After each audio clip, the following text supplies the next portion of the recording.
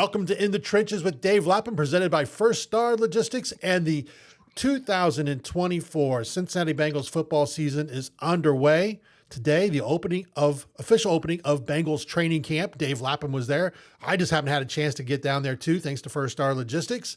But Lap, not a lot happens early on in camp, but it was great to see guys out there in the helmets, on the field, throwing the football around and doing different drills, getting back to the basics. Absolutely, Dave. Basics is the key word. It was the most basic of basics today. So, just first time offense going against defense, maybe at a little bit higher tempo. And, it's another step that they're taking. There's a lot to be installed. They have installed quite a bit. And the young guys right now, as always, their heads are swimming. They're not going to slow the bus down or stop the bus for the young guys to get on board. The young guys are going to have to do their due diligence, their homework, and all that sort of thing on their own time, and make sure that they catch up. Nobody's going to be waiting for them. But as far as the veterans are concerned, it's like it was basic, so there was no challenge to what's been installed at this point in time. So that's the biggest thing when you've got new players, either veteran free agents or kids coming out of college, either drafted or free agents.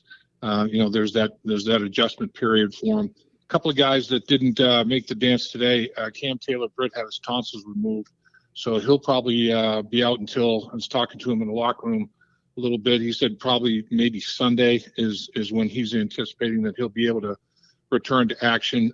You mentioned Trent Brown is on the active non-football injury list with tightness in his leg. So they're just that's a day-to-day thing. He could appear at any point in time, I think. Eric All is also on the non-football injury list. So there are well over 80 players there, though, about 85 players, I guess, when these three are right around that kind of a number when these three guys are taken out of the mix. But it was when you watch it, though, I really enjoy watching a guy like T. Higgins, because this guy's working to get his football legs back, and that's what you're doing right now. You got to get your legs back, and when you're training and running sprints and that sort of thing, it's a lot different than running routes and changing speeds, decelerating, accelerating in and out of cuts, everything that goes along with it. There's football conditioning. This is going to be the beginning of that football conditioning thing. And T was saying after practice that he's working to get his football legs back. Joe Burrow was very pleased with how he threw the deep ball. He thought he was really strong on the deeper throws. T. Higgins mentioned a deep ball that he threw to him that it was like, whoa, couldn't catch up with that thing, man. I mean, Joe's definitely rocked up. He said he's between 250 and 220 pounds right now. So all that work is done well. He mentioned too that something clicked with him after the individual drills today in the morning, and he wasn't real specific about it. He said he needs to, follow up on it, try to advance it. But good news that maybe he found something that's going to be instrumental in his performance physically this year. But he's in the process of listening to his body more. He is not overdoing things, and I think that he mentioned that. Like this week and next week, there are practices 3 days in a row. He is not going to throw 3 days in a row. He worked today. He'll work tomorrow. Friday he won't throw as much. They'll really back him off. So, and Zach Taylor mentioned the same thing, that he's going to be in control of that to make sure that things aren't overdone, and he's going to be ready for the regular season, not just day one of training camp. Yeah, prior to the start of practice, thanks to First Star Logistics, I was able to attend a luncheon for those who have suites and so forth and VIPs, and got to eat some good food that they're going to have in the suites this year, but also got the chance to listen to Duke Tobin. He did a Q&A with your good friend and partner and friend of In the Trenches, Dan Horde, and then he also took some questions from those in attendance. And Duke Tobin was very high on Eric All, what the future will bring to Eric All once he gets on the football field. He did talk about Trent Brown being some tendonitis in his ankles, or his ankle. And but he didn't seem too concerned about it. And Dave, you've talked about it multiple times. Amarius Mims If you went to a chalkboard and say, draw me up the prototype tackle for the NFL, Amarius Mims would be that guy. I've scouted enough kids from the high school level through college, offensive lineman. He passes the eyeball test, and I was really glad to see him getting the number of reps he got today. But I guess the concern with Trent Brown is just the fact that, hey, why risk anything right now? The other thing Duke talked about was, like today, Jamar Chase did not really participate in practice. And then tomorrow, I guess they're going to hold T. Higgins out while Jamar takes part of practice. So kind of working those guys, letting those guys get back in their groove at their kind of a different pace, their own pace. But it was great to see guys, the young guys, the Mims and those guys get on the field and kind of see him in person. And I know the fans that were standing around me, they were excited to see him. Their eyeballs were coming out. They couldn't believe how big this young man is. Oh yeah, he's got all the traits. There's no question about it, and there's nothing wrong with him getting all the reps or more reps even than maybe he anticipated day one of training camp as well. Because these young guys, I mean, that's what Zach was talking about. He said, we're gonna take it easy on the veteran players. We know what they can do. They are going to be given rest during the course of the early stages of training camp when there are 3 practices in a row. So these young guys are going to get their opportunity to get ready for Tampa Bay for that first preseason game and get ready for the joint workouts in the preseason games 2 and 3 against the Chicago Bears and the Indianapolis Colts. So it's, the philosophy is we know what these veteran players can do. We want to make sure that the young guys get every opportunity to show their skill set and what they can do. Give them a fair chance to make the football team, and so that's the way they're approaching it. Yeah, T. Higgins, I should say, Jamar Chase today was in a supporting role with his teammates. He was, really boosting them and giving them words of confidence and things of that nature. And he was kind of a team cheerleader as such for his teammates. And Joe Burrow made a great point in his presser after practice. He said that, going back to college, he and Jamar Chase have been together for all but 10 games when Joe was a rookie and Jamar was still at LSU. I mean, he said they've been together forever. So that their rhythm and timing is something that is all it has to do is be dusted off. I mean, it's embedded.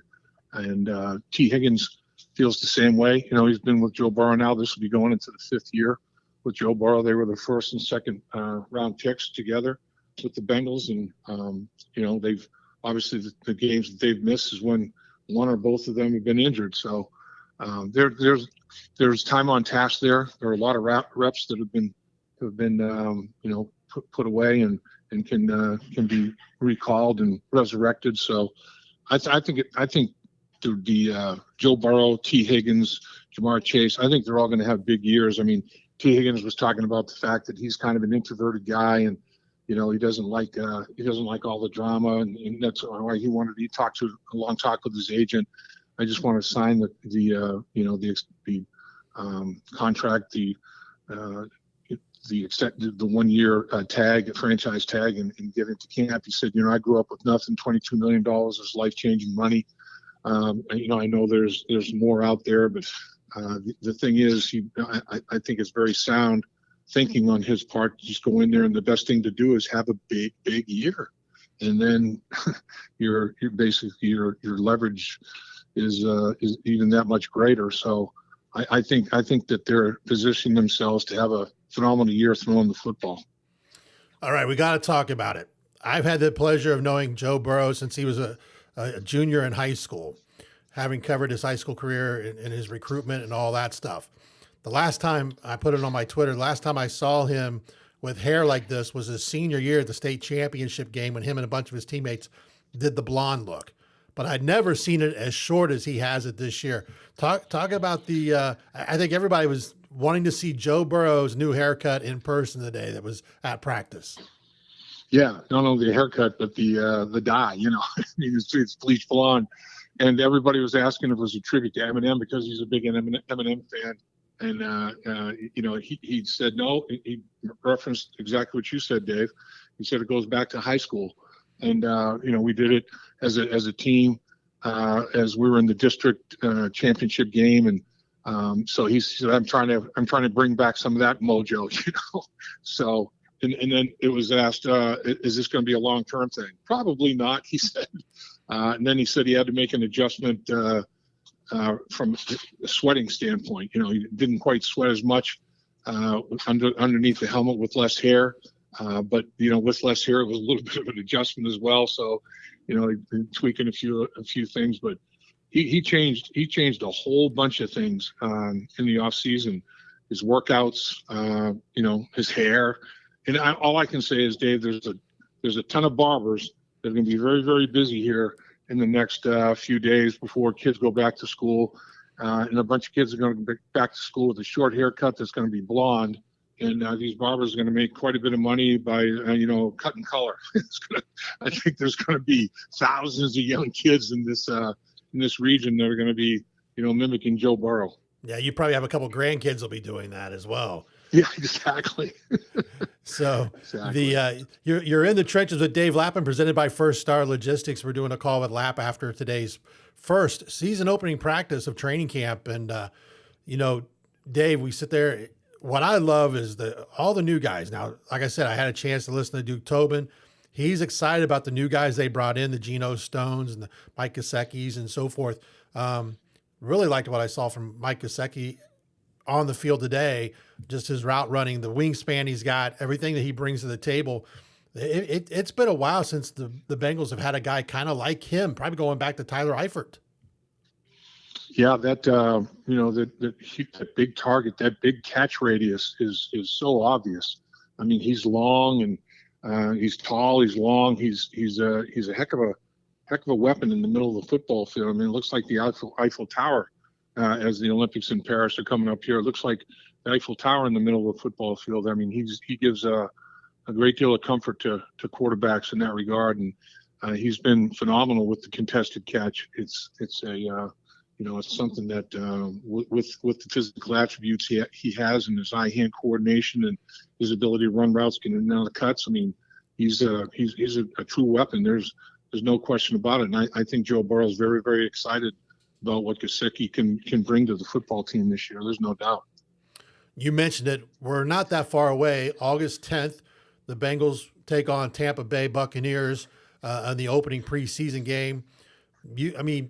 Talk about, do you see in the past players like Joe Burrow and so forth? One, Joe's missed time because of injuries or emergency surgeries and so forth. But do you see this season? I got the feeling today that and they've kind of talked about it, that guys are going to probably take more of a role during preseason than what they have in the last couple years. Do you see that coming when? Maybe not so much against Tampa Bay, but when they get those extra practices as well against Chicago and Indianapolis before those preseason games? Yeah, I asked Zach Taylor that very question at his presser today, and I asked Joe Burrow as well. Joe said we'll have to see, and Zach said I'm not prepared to answer that until we're in camp for a few more days and we talk about it a little bit more. Joe said it hasn't been talked about in terms of how much playing time, but I do think there will be playing time. And I asked if it was going to be related to those joint practices, up in Chicago and against the Indianapolis Colts for the last 2 weeks. Is it kind of fluid based on how many reps and how physical those joint practices are? And neither party, wanted to address it. It hasn't been, I guess, discussed super thoroughly at this point in time. But there is obviously indications that they are going to take the football field. And it's just a matter of how many snaps, how many reps. Is it going to be just a series? Is it going to be a quarter? Will it be a little bit more than that? Will it be based on, the type of performance they have if they play up in Chicago? If they have a really good performance, will they back off against the Indianapolis Colts? Or if they don't have a very good performance up in Chicago, will it be more playing time against the Indianapolis Colts? I mean, these are all the kind of things that they need to talk through as a coaching staff, as an organization, and they weren't prepared to answer that part of it. And at this point in time, which is totally understandable because, it should be fluid, it should be in flux. because it is only day one of training camp and underwear ball. So they get miles to go before they rest in making those decisions for sure. You talked about leadership. One thing I noticed today watching practice was you can tell who is the alphas of this team. You see Joe Burrow, you see Jamar Chase, you see Sam Hubbard. Those guys, they've earned the respect of their teammates. Yeah, there's no doubt, Dave. And honestly, those guys are, at the top of the pyramid, but there is a leadership pyramid, and I think that's really the best teams that I've played on.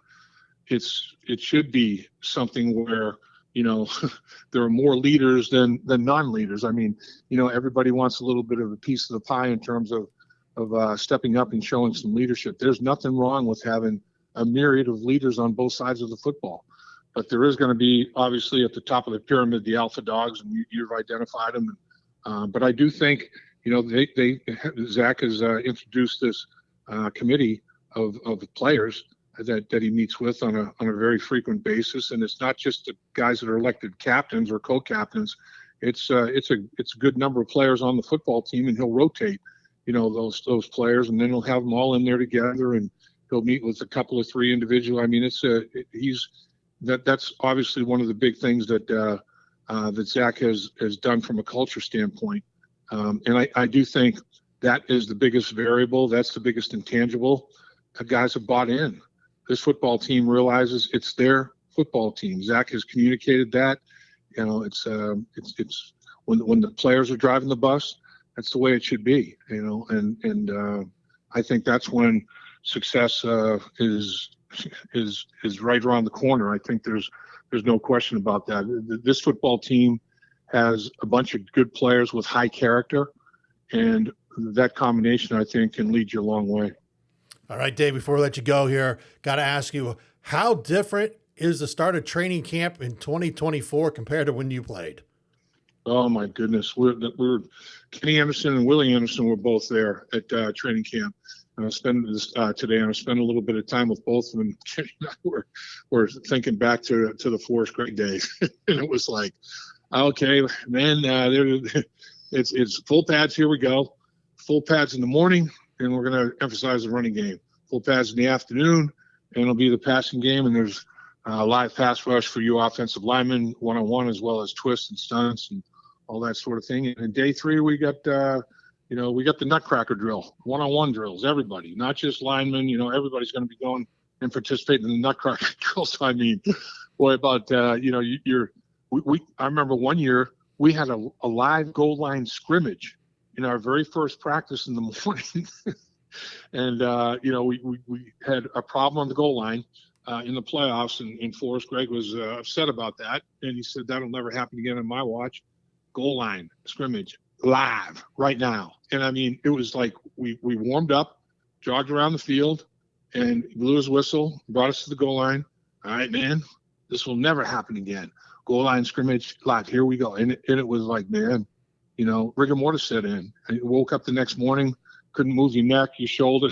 It was like, this is crazy. And you look at it today, and it's so much smarter the way they handle everything. But interestingly enough, Dave, man, guys weren't missing games. I mean, I don't know. I think from a football standpoint, it's not only the strength of lifting weights and all that, but we talked about, the tendons and ligaments and all the things that have to connect in the push-pull of football. Like guys are football strong. Like Tim Crumry is a great example. He wasn't like an Olympic weightlifter, but this guy had, unbelievable push-pull ligament tendon strength because of wrestling and football. And that's part of the conditioning as well. So, I think it's pretty interesting. If you don't do some of that, I think that's part of the problems you may have in your early season is your body is not football ready yet for the push-pull aspect of the game. Great plug there, Lap, because we got a chance to spend some time with the incoming member of the Bengals Ring of Honor, Tim Crumry, this week at the First Star Logistics Studios. And what a pleasure to be around that guy, a guy that I got to watch, growing up play. And, he's just, you talk about ultimate competitor. I think the man, and better than anybody, competes at everything he does. He does. I mean, he does not know the definition of quit. He doesn't even want to hear it. I mean, it's like he was and is the most unbelievable worker, tremendous work ethic. I mean, it was nobody was going to do more to prepare himself mentally and physically to get ready for the game of football than Tim Crumry. And, we were talking back and forth about the battles. My last year with the Bengals was his rookie year. And man, I mean, practices they were like games.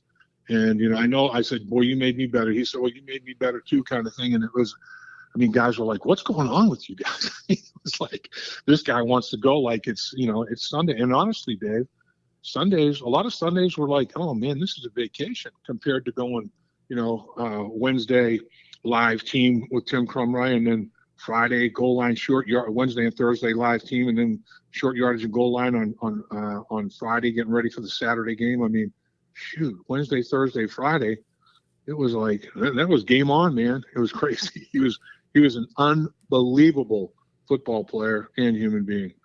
One of the things I love about the start of training camp is the guys who you and I both know are fighting just to try to find a place in the National Football League. And today, after practice, they came over and signed some autographs for some of the people that were in the VIP tent, and guys like Cole Burgess and Rocky Lombardi come over. And their battle to make this team is a steep road to climb. It's going to take a lot for them to be part of the Cincinnati Bengals by the time the season starts. But the look in their eyes and the excitement to come over and interact with fans, you have to love that part of training camp. Absolutely. I just remember, as a rookie, it's like there are no guarantees for any of these young players.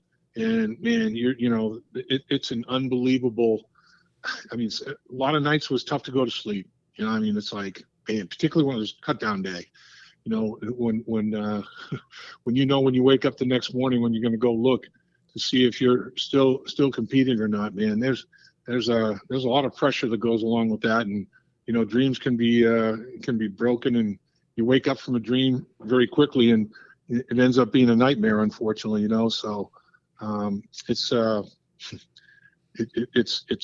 unbelievable adrenaline rush. There's no question, trying to make an NFL football team, an adrenaline rush on a very regular basis.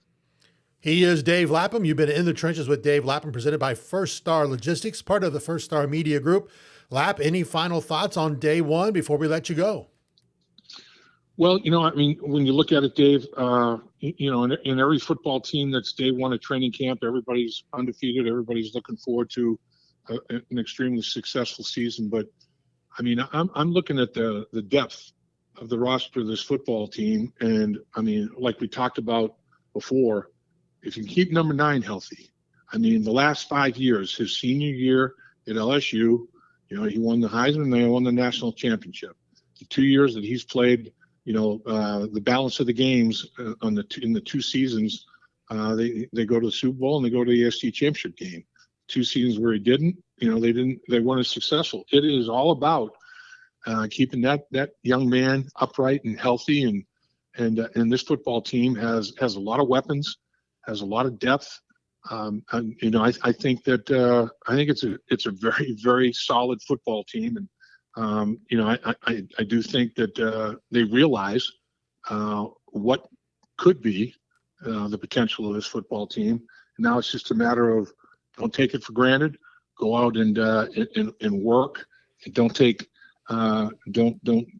okay, I've arrived. That's not the case. And even if you're a veteran player, if you go to training camp with the mindset, I got to make this football team again, and then that'll get you working.